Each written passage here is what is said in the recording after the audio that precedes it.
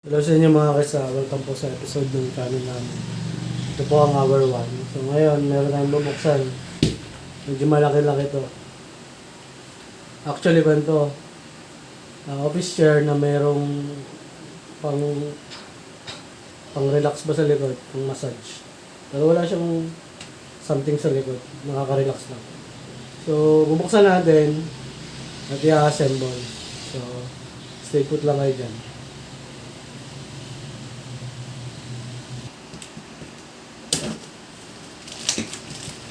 Nakalagay dito, bawal daw i-cutter. Baka may matamaan sa loob. So, gamitan na lang natin ng gunting para safe. Kasi, leather yata yung ano ito eh. Materials. Nasa bukana na siya. So, kung gagamitan mo siya ng cutter, baka nahiwa mo na to.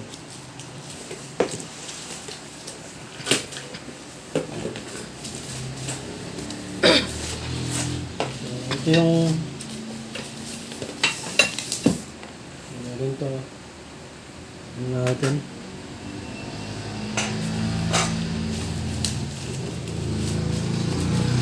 meron din nito, malalaman natin kung para saan to.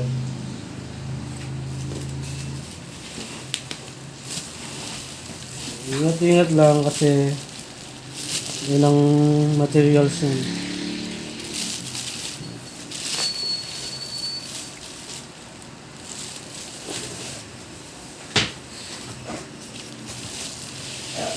Isa.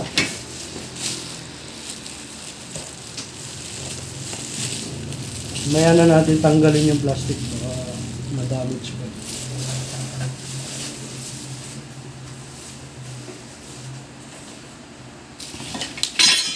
So yung pinakapaa ito. Yan.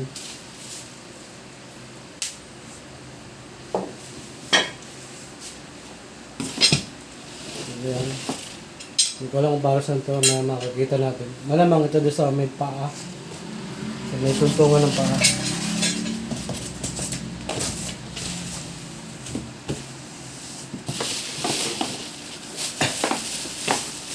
Ito yung sa armrest.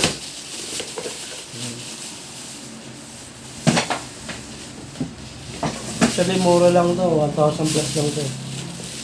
So ito yung pag mang-adjust.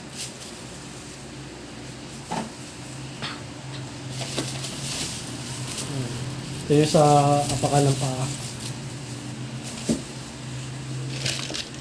Meron siya dito. Ito, malalaman natin kung para saan ito.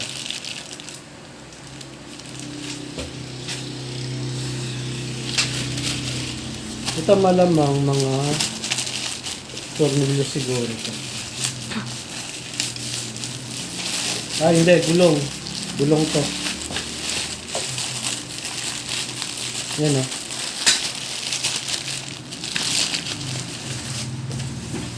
Siyempre hindi mawawala yung user manual. Ayan. Paano siya i-assemble. May kulay pink din pala sila. So ngayon, titingnan na natin yung mga laman. Umpisahan na natin. Pag-aaralan natin. Yan. So ito yung mga laman niya. Then ito yung pagkakasunod-sunod instruction. Yan. So, instruction, ang una, ito daw paa muna. So nilabas natin lahat ng mga pinaka-wheel niya, yung gulong.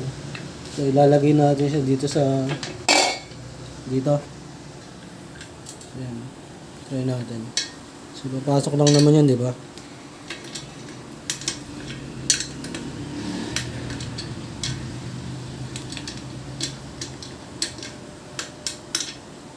Ano yan?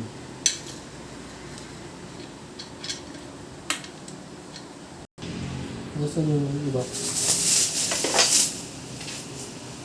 Ito medyo mahirap pero may technique lang siya.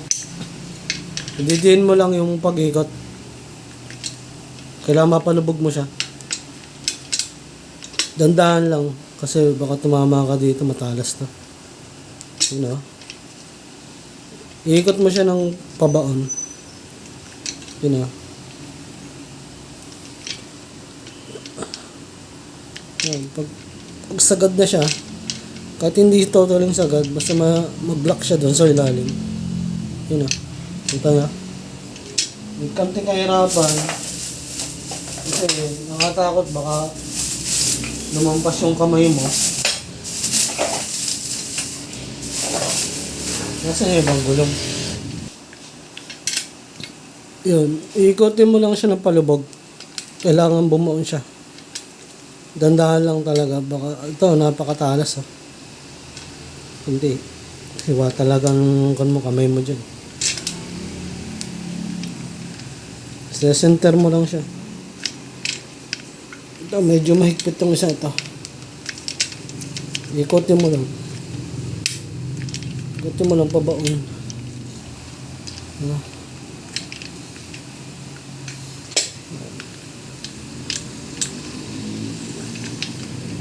Yun o, lumulubog siya. Dandahan lang talaga.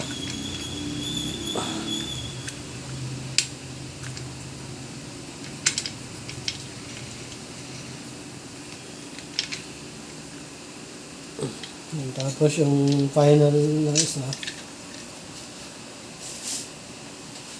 Ito.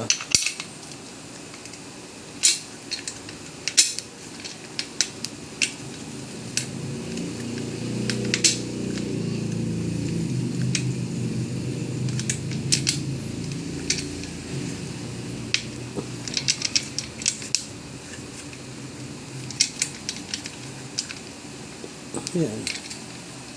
Medyo okay na yan. Basta push mo. Yan. Yan yung tsara niya. Ito. Dito to.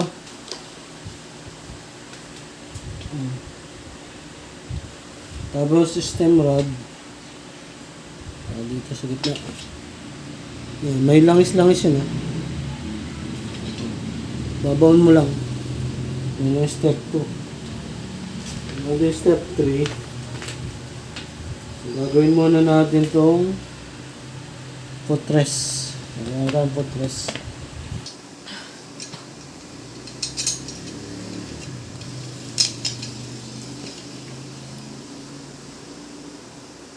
So ito yung sa footrest. Ito yung sunod na gagawin. Yung tornilyo dyan. Make sure na nakapasok sa loob. So ito yung pang-ikot.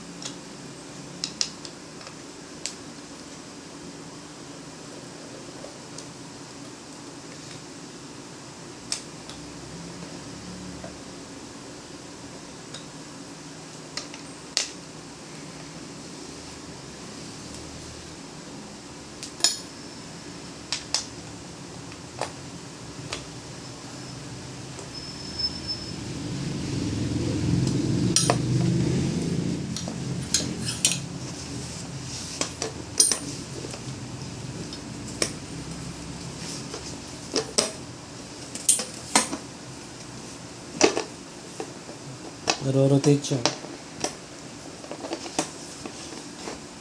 So, susunod natin yung katuwang nito.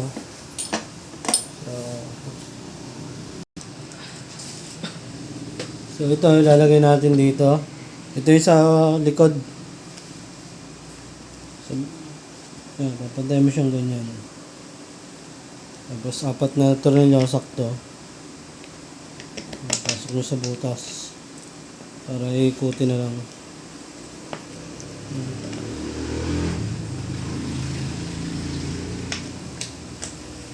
Sa kabila.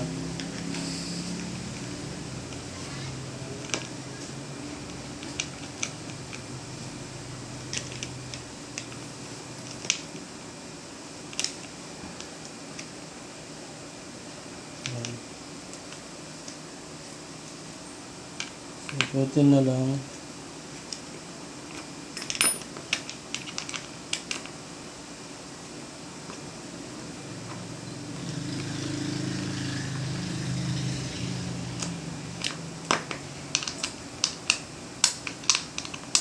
Ito natin ng konti para medyo matibay.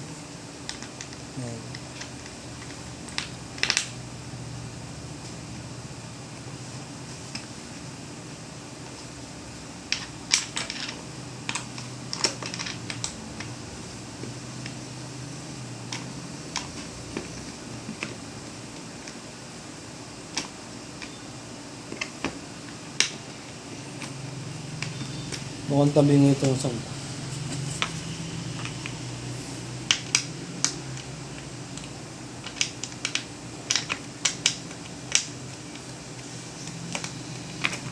ayaw sumunod.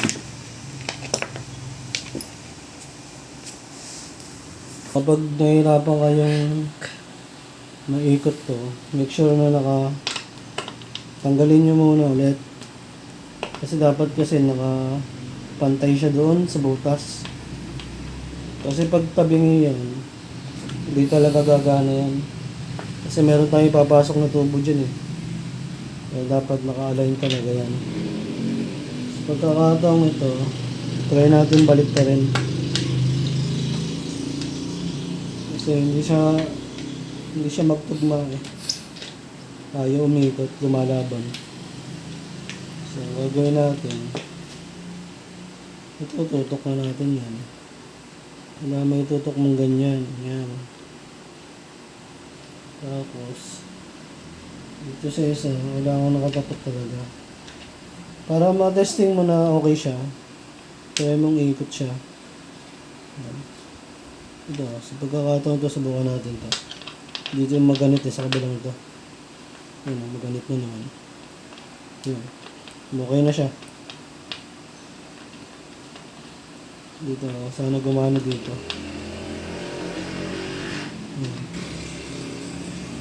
Tapos ito sa kabila. Kapag maganda yung ikot niya,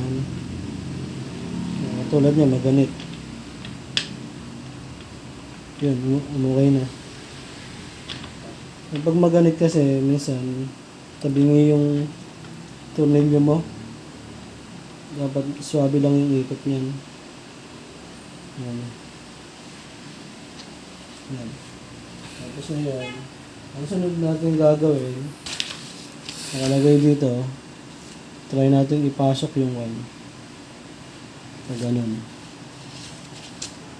So, ito yung ibabaw. Ito ipapasok. Try natin ipasok siya. Kasi yun.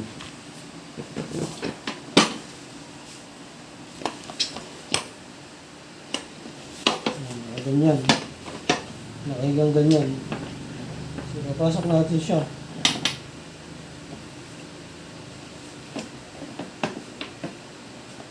Kailangan magpang-abot siya dun. Sagad mo. Pwede siyang isagad dun. Ayan, meron pa siyang tornilyo dun, no? Kaya hanapin natin yung butas na yun. Ito, nandito. Anong purpose ng tornilyo na yan? Sabi dito, use 10 self-stopping screws to screw into a forefront of the foot bar. Dun daw. So, ito yung bukod tanging nag-iisang tornilyo. Nasabi dun daw ilagay. So, yan. Ito lang natin. Sabi, stopping.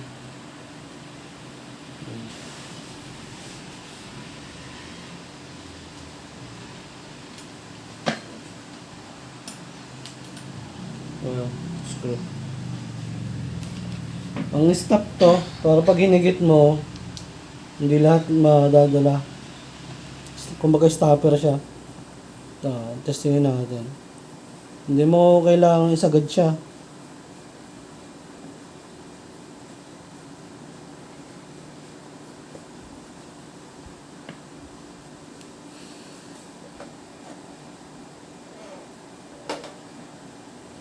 Ang problema, ayaw bumaan.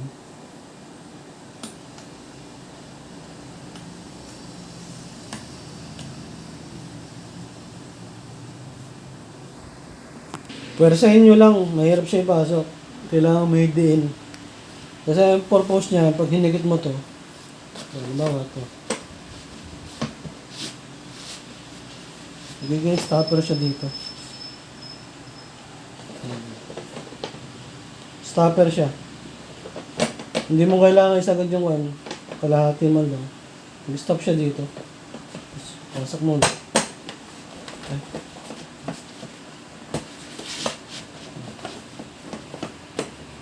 Ito yung purpose niyan. Tapos yung sunod. So itong sunod natin ilalagay. So may saktong nakaabang na dyan na tornilyo. Pansin nyo. Ang gagawin na lang natin dyan, alisin. So ngayon naalisin muna natin.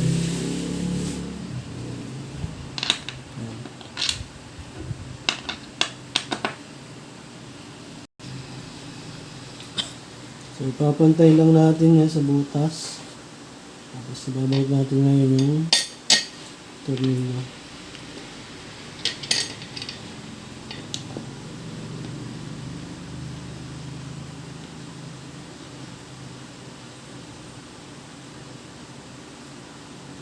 Lock muna natin yung mga tornilyo para hindi siya gumulong.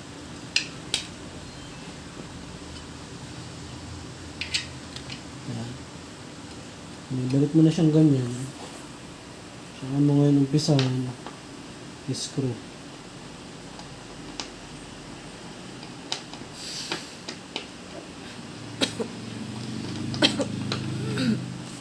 Tulad nung dati, kailangan swabe yung pagtutornilyo mo.